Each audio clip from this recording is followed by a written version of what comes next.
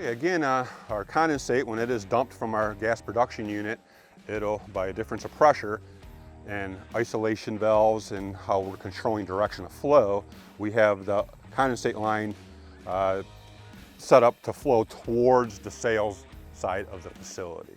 So anything in the insulation is going to be the condensate flowing this direction over to our sales side of the facility. You kind of see it's going to co-mingle back with our gas stream on the unit. The third stage or phase of the unit is going to have the gas, and that's going to be discharging through this side of the gas production unit and co-mingling in with our condensate, and everything will be into our outlet final separator vessel.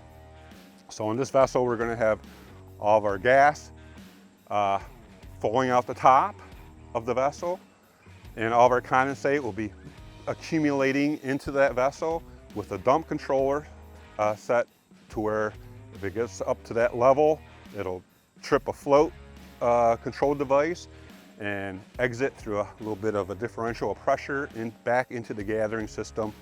Everything will commingle back together and head towards the compressor station at that point. We do have some devices, which is a little hard to see right now. There's a device here that's used to hold back pressure on the facility. Helps us control surges and pressure and flow based on how much pressure we can hold back on the facility.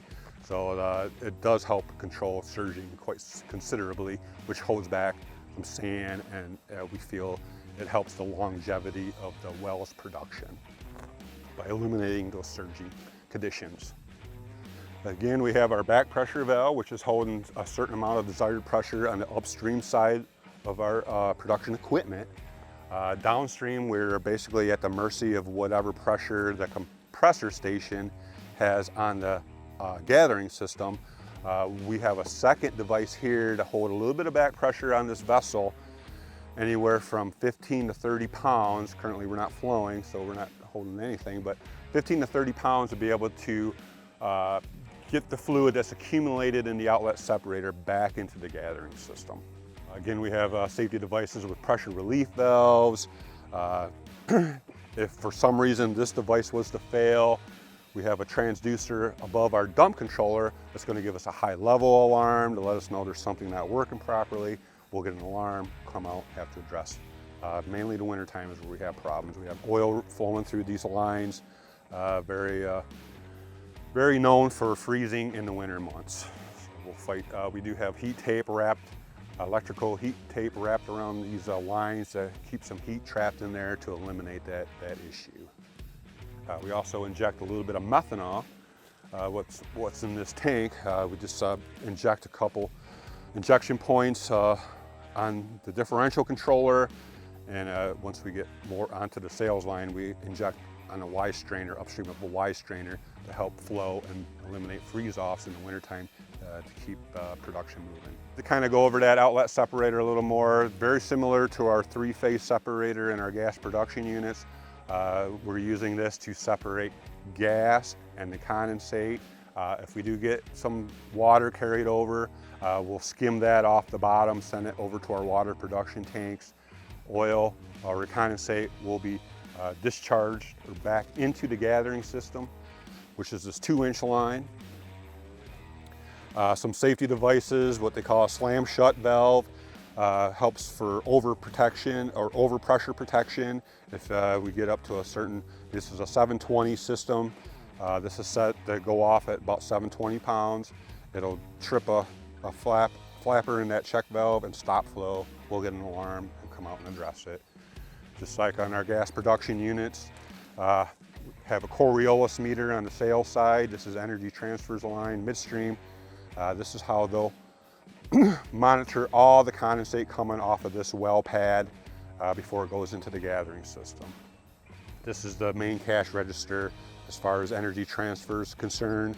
This is how we get charged per barrel to utilizing the gathering system. The Coriolis meters inside the gas production unit is how we track revenue for each individual well. So this will monitor everything coming off of this well pad. Our dump controller gets to the point where the float trips the dump valve. This is the valve that's going to open to allow that fluid to commingle back into the gathering system. Basically, we're tying right into what we have here is some pig launchers and pig receivers coming from different well pads and going from this pad over to the compressor station. The gentleman from the midstream group will run pigs and receive pigs daily based on the amount of fluid and production we're moving. They'll run a pig and just sweep the line going to the compressor station to help sweep any fluids that has accumulated into the gathering system over to the compressor station, where they'll treat it there. They'll let it stabilize, settle into the tank, and get it hauled off, where at that point we'll get a load ticket on the amount of condensate production that they're hauling off, is how we get paid for that condensate off of each pad.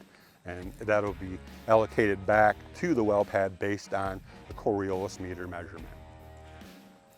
And all that data, like I said, is going through that PLC. We have a SCADA system that tracks all that data. SCADA stands for Supervisory, Controlled, and Data Acquisition.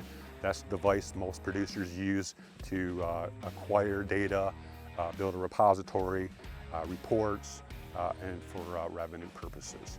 We also have an app on our phone that we can track any production coming off of SCADA as a tool, be able to check alarms, reset alarms, and monitor current flows.